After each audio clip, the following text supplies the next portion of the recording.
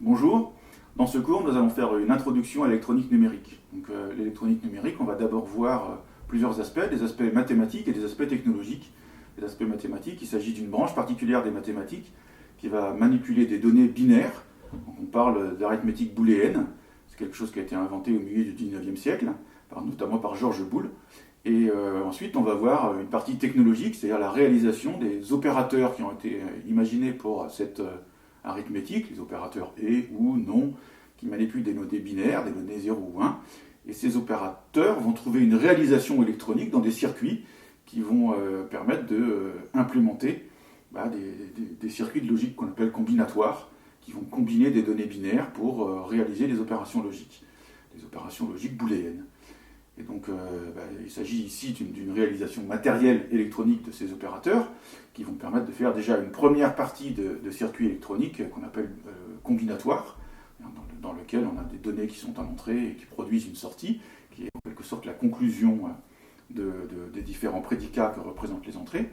Et puis, on va avoir une branche plus large de l'électronique numérique qui va inclure la possibilité de mémoriser des données. Donc, on parle cette fois de circuits séquentiels, dans lesquels on a la possibilité de séquencer des opérateurs, de mémoriser des résultats intermédiaires, et qui vont donc faire appel à des circuits particuliers qu'on appelle des bascules, des registres, des mémoires, qui vont permettre de mémoriser des données de type binaire. Et puis, pour pouvoir faire de l'électronique numérique, il faut représenter des nombres qui vont au-delà de 0 et de 1. Donc on va voir qu'il y a des codages particuliers, notamment le codage binaire, qui permettent de représenter des nombres et de faire des opérations cette fois-ci, des opérations classiques de l'arithmétique, des additions, des soustractions, grâce au codage de ces nombres.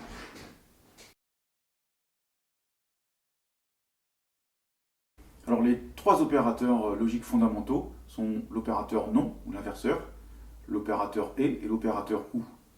L'opérateur non, c'est un opérateur qui va avoir pour caractéristique d'avoir une seule entrée, de n'agir que sur une donnée. Il va produire en sortie le complément de l'entrée. Donc si son entrée est à 1, il va produire un 0. Si son entrée est à 0, il va produire un 1.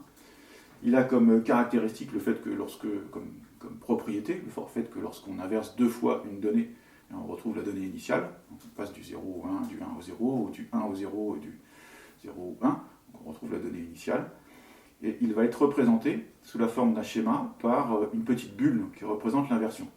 Lorsque cette bulle est toute seule, lorsque l'opérateur d'inversion est tout seul, lorsqu'il n'est pas associé à une autre porte logique, on met en général devant cette bulle un petit triangle qui signifie que l'opérateur, le circuit logique, réalise également une fonction d'amplification. Il restaure le niveau logique, et donc il a une fonction active d'amplification, en plus du fait de réaliser l'opérateur logique d'inversion. Voilà, donc on parle d'inversion, ou de complément, ou d'inverseur, pour représenter la fonction logique qui est représentée par l'opérateur non. Le deuxième opérateur fondamental de logique combinatoire, c'est l'opérateur et. Il a comme caractéristique que la sortie va être le minimum de l'ensemble de ces entrées. Donc il y a plusieurs entrées, et le résultat va être le minimum. Il sera donc au niveau logique 0 dès que l'une des entrées logiques sera à 0, puisque ce sera la valeur minimum, et il ne sera à l'état logique 1 que si l'ensemble des entrées est à 1.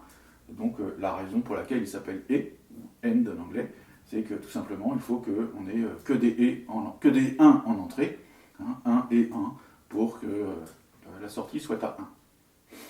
Il a une caractéristique, une propriété par rapport au 0, c'est que si l'une des entrées est à 0, la sortie est à 0, donc c'est ce qu'on appelle un élément absorbant. Dès qu'on a un 0 en entrée, on sait qu'on a un 0 en sortie. Et il a une autre propriété, c'est que le 1 est élément neutre, c'est-à-dire 1 et quelque chose ne change rien. 1 et A, le résultat c'est A. Donc on dit que 1 est élément neutre. En cela, il est similaire à un produit logique qui a également le 0 comme élément absorbant, et un produit arithmétique, c'est-à-dire la multiplication, en cela que le 0 est un élément absorbant, 0 que multiplie quelque chose fait 0, et que 1 est élément neutre, 1 que multiplie quelque chose ne le change pas. Donc on le représente par un produit logique, par le symbole du point, qui est similaire au produit de l'arithmétique traditionnelle, de façon à rappeler cette propriété. Il a également une autre propriété, il est associatif, c'est-à-dire que lorsqu'on a le résultat d'un et, et qu'on le combine à nouveau avec un et, tout ça produit un et à plusieurs entrées. Donc un et à 2 entrées combiné avec un et à 2 entrées va produire un et à 3 entrées, etc. On le retrouve dans une porte particulière qu'on appelle la porte NAND, qui est la porte et dont la sortie est inversée. Donc lui n'est pas associatif, hein. Ce n'est pas un opérateur de logique fondamentale, mais c'est un des opérateurs logiques qu'on retrouve très fréquemment dans la logique, la porte NAND. Le troisième opérateur logique fondamental, c'est l'opérateur OU. Donc, il est tout à fait similaire à l'opérateur et, à ceci près que le résultat est le maximum des entrées. Donc dès que l'une des entrées sera à 1, alors la sortie sera à 1. Donc, on voit bien la similarité avec la porte et. Et il va donc avoir sa sortie à 1 dès que l'une des entrées est à 1, et il aura sa sortie à 0, à condition que toutes les entrées soient à 0. Donc ici, on voit bien qu'il y a une symétrie entre l'opérateur et son comportement par rapport au 0 et au 1, l'opérateur OU et son comportement par rapport au 1 et au 0, inversé, hein, qui ont des comportements similaires, puisque le 0 est devenu l'élément neutre du OU, alors qu'il était l'élément absorbant du et le 1 est l'élément absorbant du OU, alors que c'était l'élément neutre du et. C'est également un opérateur associatif, donc on peut regrouper des et à 2 entrées pour faire des et à 3 entrées. Et c'est également un opérateur qu'on retrouve avec sa formule inversée, donc avec une inversion en sortie représentée par la petite bulle d'inversion qu'on a vue pour l'opérateur non. Et dans ce cas, on parle d'un opérateur NOR. Alors, dans les circuits logiques, on distingue deux grandes familles, la famille des circuits logiques combinatoires et la famille des circuits logiques séquentiels. Un circuit est dit combinatoire à partir du moment où sa sortie ne dépend que des entrées à l'instant présent, c'est-à-dire dans laquelle il n'y a pas d'effet mémoire. Un circuit est dit séquentiel à partir du moment où il y a un effet mémoire, et donc la sortie va dépendre de l'histoire passée des entrées, y compris à l'instant présent, mais donc potentiellement également aux instants passés. Pour qu'un circuit dépende des instants passés, il faut donc qu'il y ait un effet mémoire, et pour qu'il y ait un effet mémoire, il faut qu'il y ait une boucle de rétroaction à l'intérieur du circuit. Un circuit dans lequel les entrées ne font que se propager vers la sortie ne peut pas avoir d'effet mémoire. Il faut qu'à un moment donné, il y ait une boucle qui réinjecte une sortie vers une entrée pour que ça crée un effet mémoire. C'est comme ça qu'on crée les effets mémoire. Le circuit le plus simple qui permet de mémoriser, c'est l'élément de mémorisation des mémoires statiques, on appelle des SRAM, Static Random Access Memory. Donc un élément de mémorisation, c'est juste deux inverseurs rebouclés l'un sur l'autre. Le premier inverseur, lorsqu'il a un 0 à l'entrée, fabrique un 1. Le deuxième inverseur, lorsqu'il a un 1 à l'entrée, refabrique un 0. Donc on voit que cette boucle va entretenir un état avec un 0 en entrée et une sortie à 1. Et si on a l'autre état, bien sûr, on aura l'état complémentaire. Donc cette boucle-là, c'est la boucle la plus élémentaire. Donc c'est pas forcément celui-ci qu'on va utiliser tout de suite, parce qu'il nécessite, on a besoin de pouvoir contrôler l'état, donc décrire une valeur quand on veut savoir dans quel état va être notre mémoire. Et pour ce faire, on utilise plutôt une bascule D-latch. Donc, dans une bascule D-latch, on va avoir en fait un circuit combinatoire particulier qui est le multiplexeur à 2 entrées. Ce multiplexeur à 2 entrées, il a donc la particularité d'avoir 2 entrées de données et une entrée de contrôle. Et l'entrée de contrôle définit quelle est l'entrée de données qui va être recopiée sur la sortie. Donc, s'il est dans un état 0, on a l'une des entrées de données, le numéro 0, qui est recopiée sur la sortie. Si l'entrée de contrôle est à l'autre état, on a la deuxième entrée qui va se retrouver sur la sortie. Et donc, dans une D-latch, on utilise ce multiplexeur en rebouclant la sortie sur une des entrées. C'est ce qui va fabriquer l'effet mémoire. On aura donc la possibilité d'avoir un circuit qui va soit être transparent, on a l'entrée qui n'est pas recopiée, qui va directement sur la sortie, donc c'est ce qu'on appelle transparent, il n'y a pas de modification due à ce circuit logique-là, soit d'être en mode de mémorisation. Et c'est au moment où, donc c'est celui où on a la sortie qui est rebouclée sur l'entrée.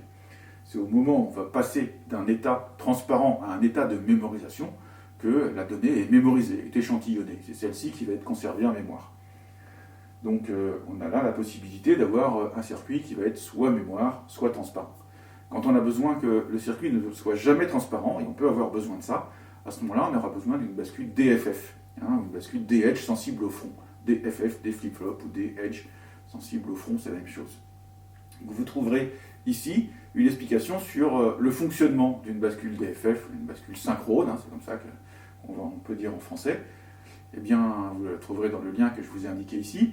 Et elle va être constituée à l'intérieur de deux bascules des latches qui sont contrôlées par des signaux de mémorisation ou de transparence en opposition. Il y en a toujours une qui sera en mémoire et l'autre qui sera transparente, ou l'inverse, en fonction du signal de contrôle, et c'est ça qui va permettre d'avoir le fonctionnement d'une bascule DFF.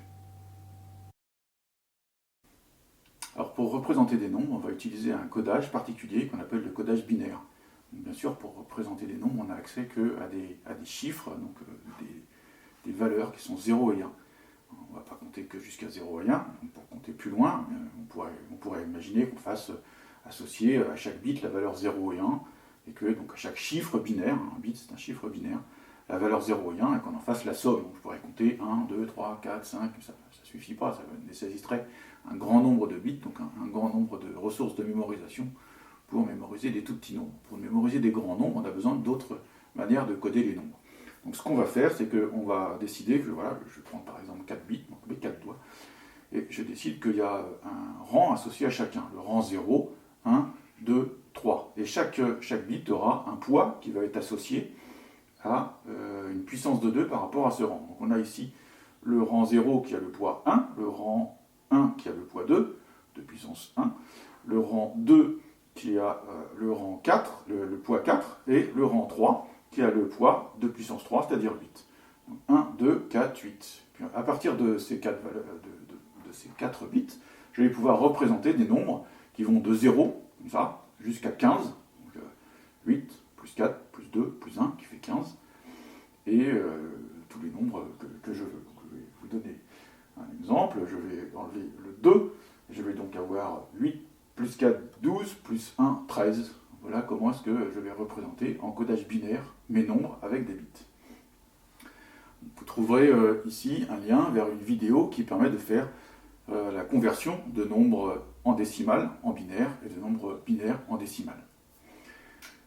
Le concept d'associer à une puissance du rang par rapport à un nombre, c'est simplement qu'on utilise une base particulière. Normalement, on est en base 10, c'est-à-dire que chaque chiffre va avoir un poids qui est en puissance de 10, et dans le codage binaire, au lieu d'avoir un chiffre un codage avec un poids en puissance de 10, on a un chiffre qui va avoir un poids en puissance de 2. Donc on est en base 2 au lieu d'être en base 10, sinon finalement ça représente des nombres de façon tout à fait traditionnelle en dehors de changement de base. Donc on parle du nombre de poids faibles pour dire celui qui va avoir le poids 1, le rang 0, et on parle du nombre de poids forts pour dire celui qui vaut 8, là dans mon exemple, celui qui a le poids le plus important. On dit LSB en anglais, Least Significant Bit, et MSB en anglais pour Most Significant Bit. Lorsqu'on va vouloir faire la conversion, on va souvent passer par un intermédiaire. Donc on va passer par un intermédiaire qui est le codage hexadécimal. Pourquoi le codage hexadécimal? Parce qu'en fait, quand on prend des paquets de 4 bits, ce qu'on fait très souvent, eh bien, on va avoir sur ces 4 bits la possibilité de coder des nombres de 0 à 15. Et donc on va utiliser de ce fait un chiffre qui va représenter l'ensemble de ces 4 bits de 0 à 15. Donc de 0 à 9, on va utiliser les chiffres traditionnels. Ensuite, pour représenter les nombres 10, 11, 12, 13, 14, 15, on va utiliser les lettres de l'alphabet. A, B, C, D, E, F, donc le F valant 15, le A valant 10, et ça va nous donner donc des chiffres qui vont valoir de 0 à 16 et qui vont représenter 4 bits d'un coup. Ce sera une manière condensée de représenter des nombres binaires, et ça évite de se tromper en ayant des grandes séries de 1 et de 0 à recopier ou sur lesquelles on a énormément d'erreurs. Donc c'est un codage qu'on utilise à la fois pour transcoder des nombres décimales en binaire et des nombres binaires en décimales comme situation intermédiaire, et puis pour les représenter de façon à ne pas se tromper quand on les écrit. Donc, si vous voulez voir comment est-ce qu'on fait du transcodage à partir de décimales ou de binaires pour aller vers l'hexadécimal ou dans l'autre sens, vous pouvez aussi suivre les vidéos qui sont là, on vous montre le lien pour voir comment est-ce qu'on fait ce transcodage.